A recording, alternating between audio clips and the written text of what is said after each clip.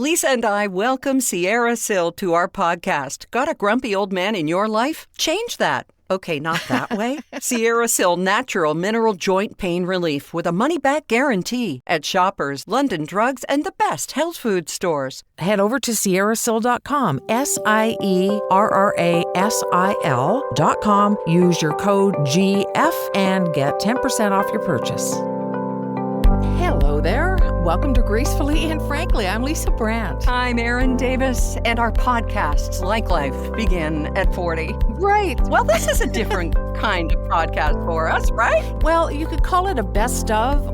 It's some of our listeners' favorite moments from the previous episodes. The most downloads or a lot of chatter on our Gracefully and Frankly Facebook page, or we've gotten a lot of emails about them. So we know what you like because you're not shy about telling us. That's right, and we know what we like too. Just things that stuck out to you because they resonated, and we're really grateful for you for sharing the word about Gracefully and Frankly. But you know what? We couldn't do this and let you listen for free without Envy Pillows. So thanks to Kathy and Kim for the beautiful products, for their unwavering support of Gracefully and Frankly. And we're fans of them. They're fans of us.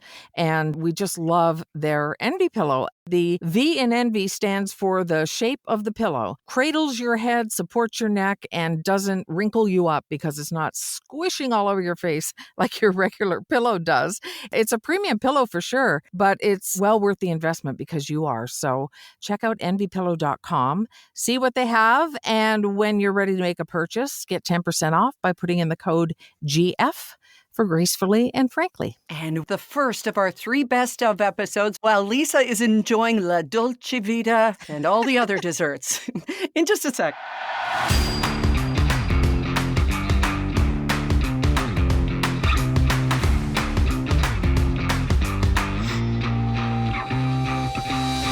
So here we go with our favorite moments and a little bit of what happened behind each one. Okay, first, Lisa, tell us how you get from your town of Port Stanley. Now, I've done this to get back to Victoria, and there's a lot of legs to this trip. First, tell us how you get from Port Stanley to your destination in this trip you're in right now. You go from Port Stanley to London, Ontario, London to Toronto, Toronto to Paris, and Paris to Venice. That's how we're going. Wow. So are you going to start like really early in the morning and arrive there at what time? Or, oh, your poor body clock. Oh, that's okay. It's Italy. We're going overnight, actually. So our plane doesn't leave till the evening. We fly overnight and we arrive in time for dinner the next day, Italian time. Oh, wonderful.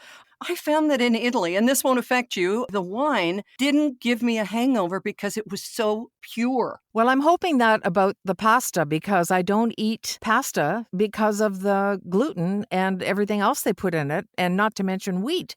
So I'm kind of hoping that the noodles are also pure, being made by somebody with an Italian accent, and it won't affect me badly. So wish me luck with that. I do, because apparently the wheat we eat here is too green when it's cut. But in Italy especially, they do it right. So we're going to look forward to some food stories when you come home.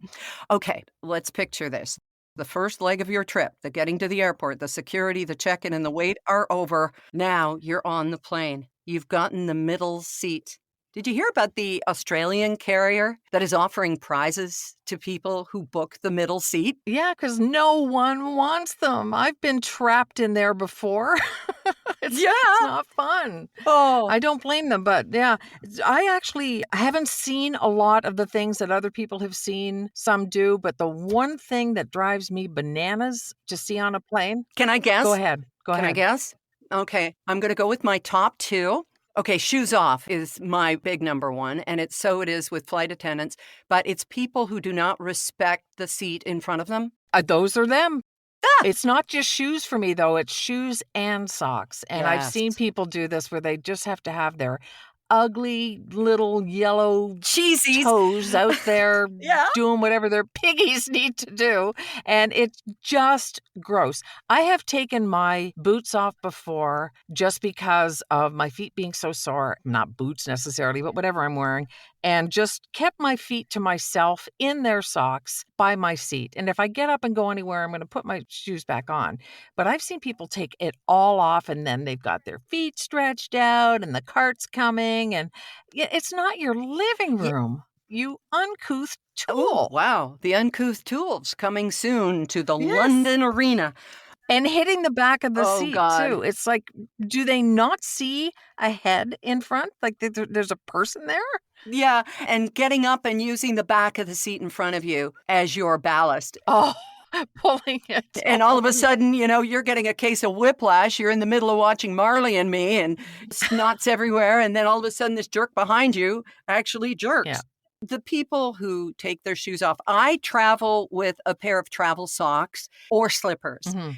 And I have been admonished by the flight attendant if I've been going up the aisle, in the middle of the night to use the lav, and she'll point down and go, "Oh, no, no, put your shoes on. Those splashes on the floor in there aren't water." And you go, "Oh, of course. Yeah. Of course. You got a whole lot of shaking going on up there." One of the things flight attendants would like you to do is always, always, always wear your seatbelt, because no matter whether the pilot is able to warn you of the turbulence, we've all heard of this happening, right? All of a sudden, you've got your head in the ceiling of the plane and it's not your fault. On a flight to Vancouver one time, I always have my seatbelt on when I'm sitting just because they tell you to and it's just smart. But we hit some sort of weird turbulence, and within about 2 seconds, we were all Ooh. up above our seats, like the plane dropped, Oh, and the band was on the lowest part of our hips, and everybody was just sort of forced up. It was the strangest thing, and I've never forgotten it, and always wear my seatbelt now just in case. we started out talking about the middle seat and how you detest it and how everybody does, unless you're traveling with a mate and you can raise that armrest and sort of rest against each other. I think I read somewhere that according to a survey, probably of people who've been stuck in the middle seat, they deserve both the armrests. Hmm. And I kind of believe that. But it's getting buddy or ma'am next to you to relinquish that armrest. But really, truly, if you're stuck in the middle seat, it's just the kind thing to do. And kindness isn't always first in everybody's minds, especially when we're traveling. Right. We're nervous and thinking about ourselves and that kind of thing. Do you ever had Hmm. anyone fall asleep on you? No, only during my drift sleep casts, Lisa. Oh, how apropos. I had a kid sitting beside me, just sort of leaning on my arm, falling asleep. It was the cutest thing. And his parents were on the other side of the aisle and they were looking at me like, "Oh, sorry." And I'm like, "It's fine." Aw. But I think it was only because it was a kid. If it was an adult with a giant head who was trapping me there, it would have been a little bit different. Yeah, no kidding. And the number one thing for flight attendants that they request is don't expect me to read your mind. When your flight attendant walks down the aisle to take your drink order, be as specific as you can. If you want a coffee, mention that you want cream or sugar or sweetener. But mostly they say, just take your earphones out for a second and pay attention so we can keep things moving for the rest of the passengers. Isn't that so true, right? You're busy listening to, well, this podcast or whatever, and you're distracted, but these people have a job to do. Fun flight for a lot of flight attendants. Yeah, and thank them for just even being on the job. A lot of the problem is not enough staff. Yeah. And so the ones who are there are even more precious because of it. So I'm always grateful just to see that they're there. And you know what else we're grateful to see? Our bags. Can I just give you one tip, if nothing else from this podcast ever, except for what Lisa has said, which is always much more valuable and wise than what I have to say? Oh, please. Listen to me now or hear me later. Buy the Apple AirTags. Spend the money. It's $120, $130 for, I think, two of them. Buy the Apple AirTags. Tuck them in your suitcases if you're checking them. Even if it's your carry-on, you can get separated from your purse or your carry-on or your backpack. You have a couple too many mimosas, you might leave that bag under the seat.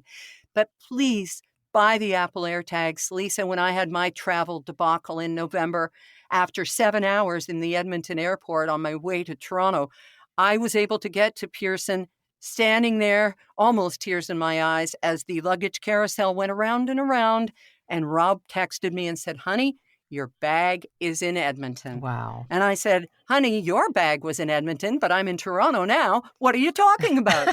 And he didn't mean me. He meant my suitcase. And he was able to tell me the entire next day and the day after where it was and if it was going to get to me in time for my gig so that I could have the right clothes.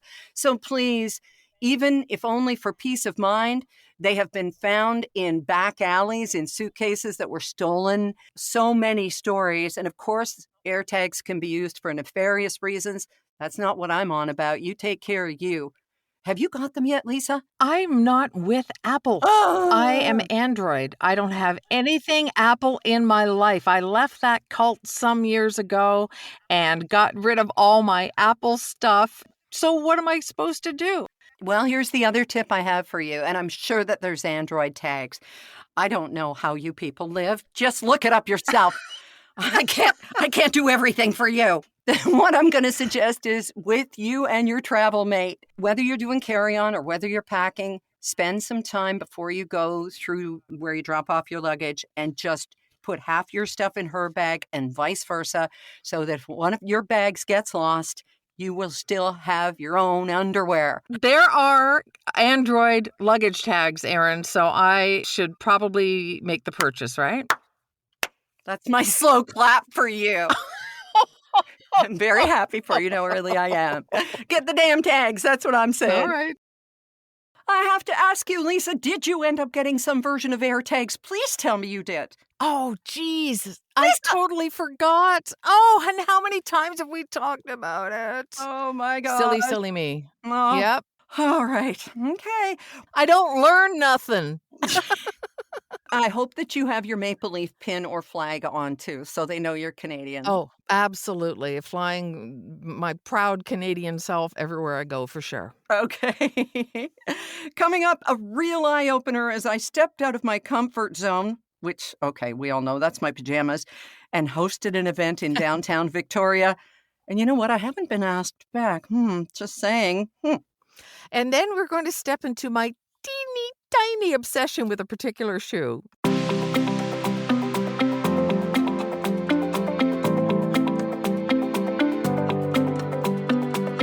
How are you coming off your big first in-person full-day MC gig in a long time? Oh, thanks for asking. Yeah, it was big. It was a couple hundred people with a branch of the BC government, and they couldn't have been better.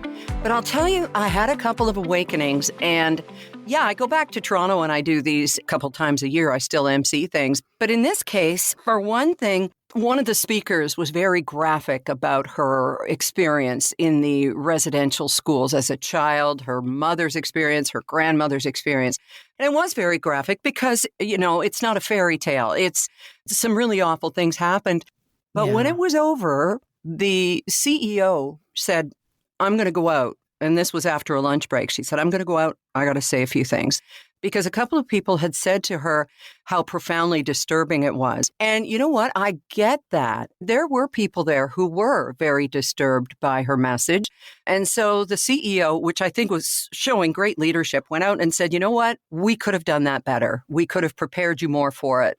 That was my first experience in that sort of a situation where, I had presented it as this is going to be uplifting. You cannot believe how far she has come. I mean, this is the woman who started Orange Shirt Day. Wow. And as I said later, she's going to be on a stamp if anybody ever uses stamps again. So that happened, and that was an eye-opener for me. I won't use the word triggered, but it almost felt a little bit like that. Yeah. And the other one was one of our guest speakers, his mic, and then his second mic, and then his third mic all failed. There were sound problems, and that was through no fault of ours. But I leaned over and I had on my lapel mic, right? And I said, well, we might just have to do it like this. And the gentleman was in a wheelchair. I should tell you that, too, to sort of set the story, because he's an amazing man, Warren McDonald, and his TV show is called I Shouldn't Be Alive.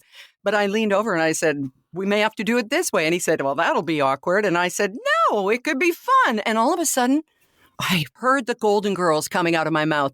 I heard Rue McClanahan, or whatever her name was, saying, no, honey, it could be fun. And I thought, oh, crap.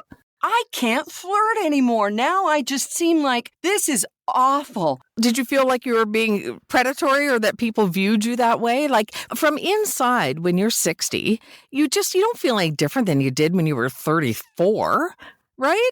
Absolutely. But moving away from that topic, because he was great about it and he laughed and everybody laughed, and I will always go for a cheap laugh without offending anyone or anyone's sensibilities. But it was eye-opening for me. It's like something you said, Lisa, when we were sitting around and talking, and you've seen me obsessing about nipping and tucking because I'm at the weight I want to be now, but everything is just too big or sagging on me now.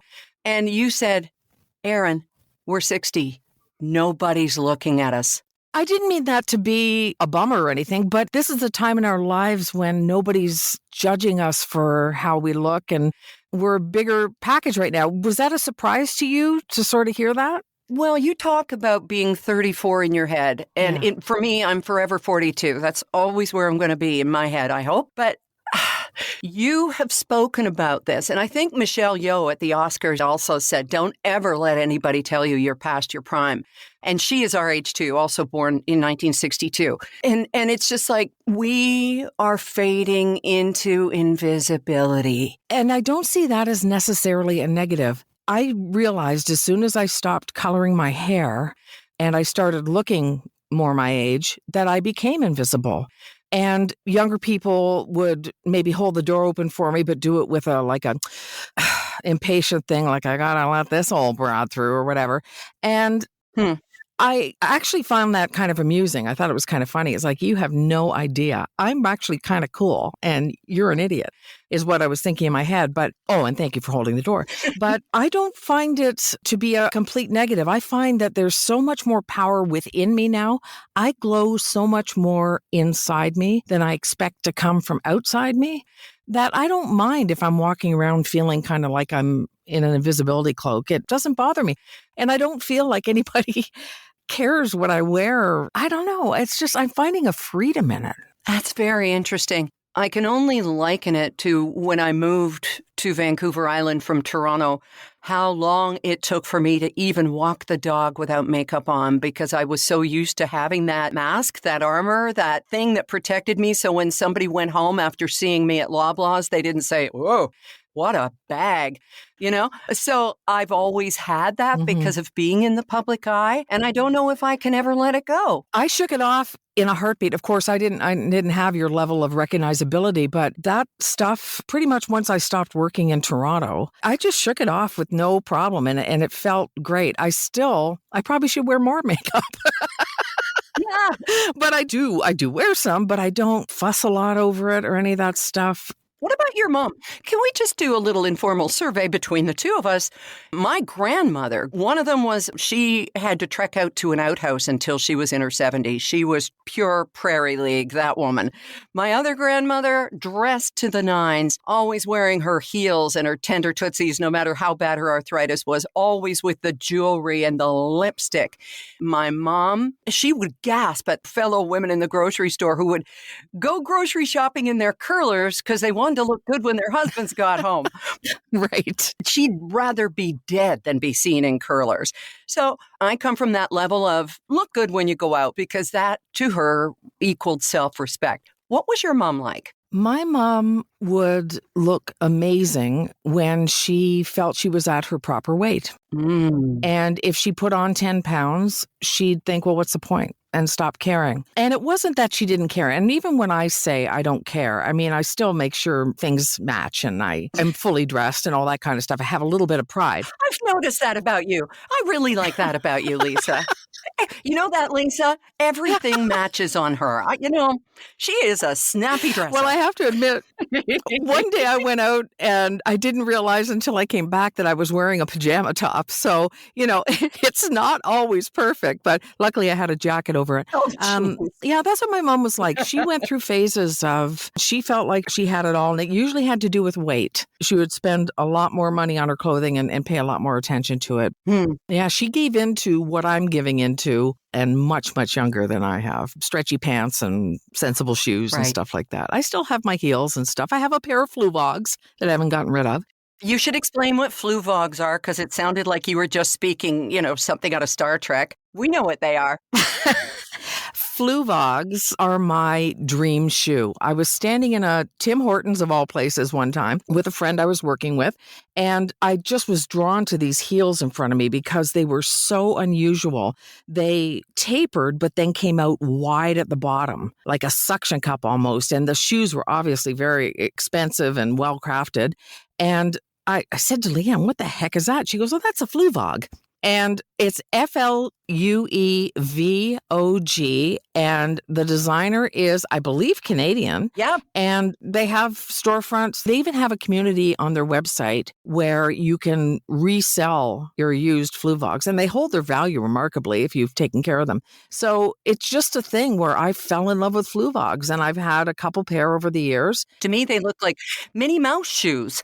And that's not in a disparaging way. They are so unique. There is a line of them called minis, and you can get them in all these bright colors and things. The ones I have right now are pretty sedate, but that's the Fluvog story. And believe me, they haven't given me a nickel to say anything about this because I would go spend it on Fluvogs. Yeah, exactly. Standing there stylishly in her loafers. Well, Lisa, maybe you'll go shopping for some Italian loafers. Who knows? Oh, I want to feel the leather.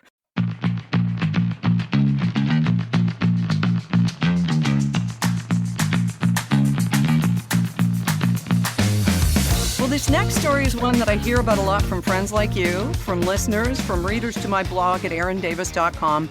It is just so typically me, Lisa. Started out as a frolic through a sprinkler. Is that the one you're talking about? Because I hearken back to that one many times whenever I see a sprinkler. So let's hear the free-range chicken cutlet story again.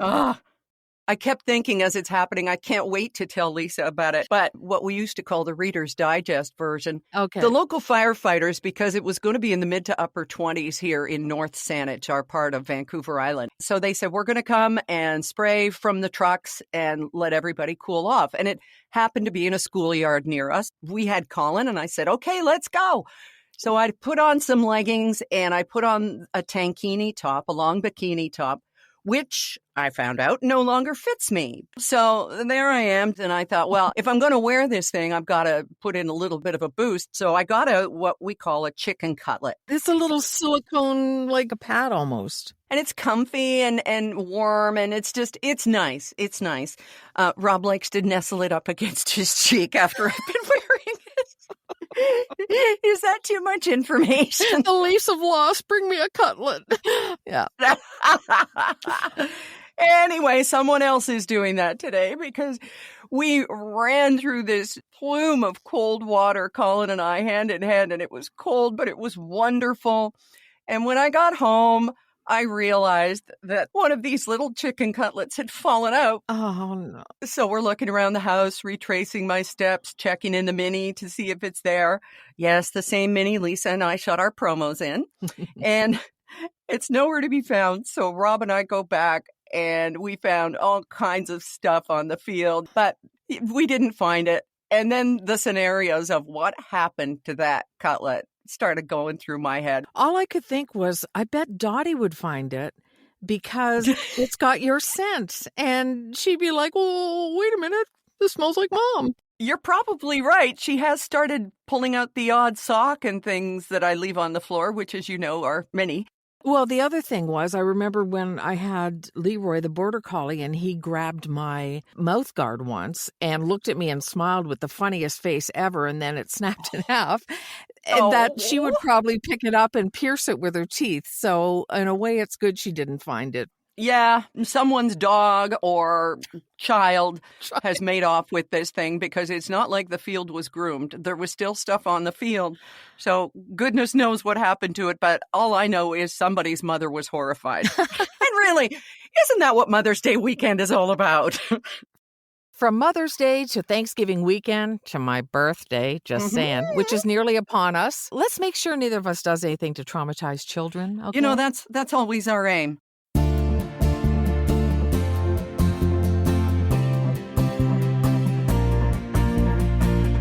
Okay, let's set this one up. You did something on the internet that is neither common nor recommended. What did you do? I responded to a scammer who was trying to romance scam me. And instead of just ignoring or blocking or whatever, I crafted a response to him. And that's exactly what you're not supposed to do. So, Lisa, is there something about you and Derek I need to know? I saw an exchange that you had on Facebook with someone who really seems to be kind of sweet on you. What's going Oh, on? oh my goodness. It was on your sister's page. Oh, darn her. I put a note under wishing her happy birthday, and she did a before and after photo because she looks fantastic. She's lost some weight, and I said, you look even younger than you did a few years ago. And then some guy named ostensibly Jason Brown popped in after my comment to Leslie and said, are you ready for this? Okay. Hello, beautiful. How are you doing? I must say you have a beautiful picture.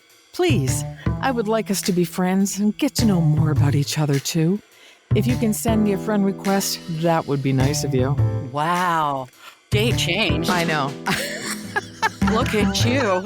So I responded, oh, Jason, I've been waiting for you to come rescue me from this hellish life of misery. Oh, where no one recognizes my insane beauty. Oh, please let me know your bank information so I can send you all of my money, which you most certainly need for a terrifically important reason that won't be suspicious at all.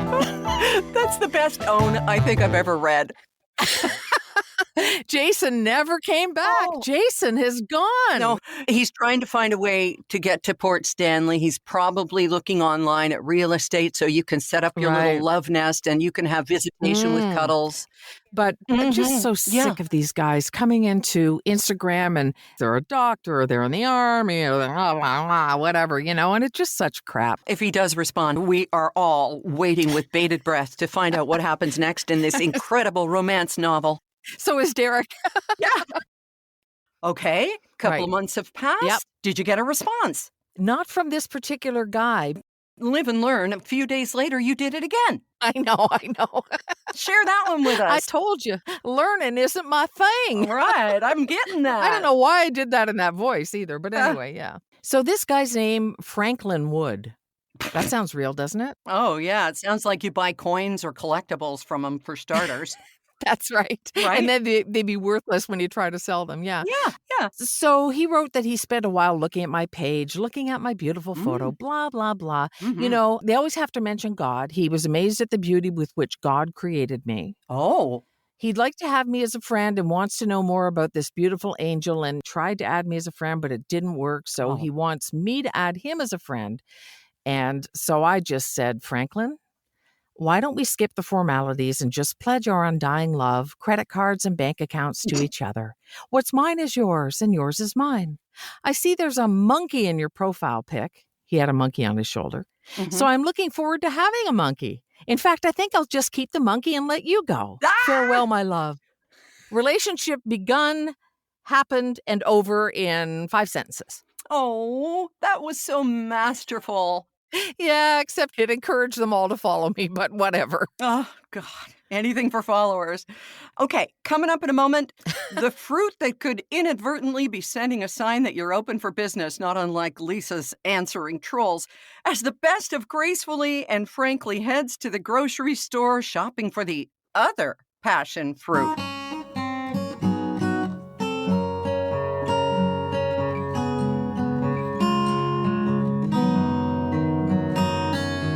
All right, now Lisa's going to tell us this story here, but as I recall, you had the most brutal cold at the time. So promise me you're not going to come home from your Italian adventure sick.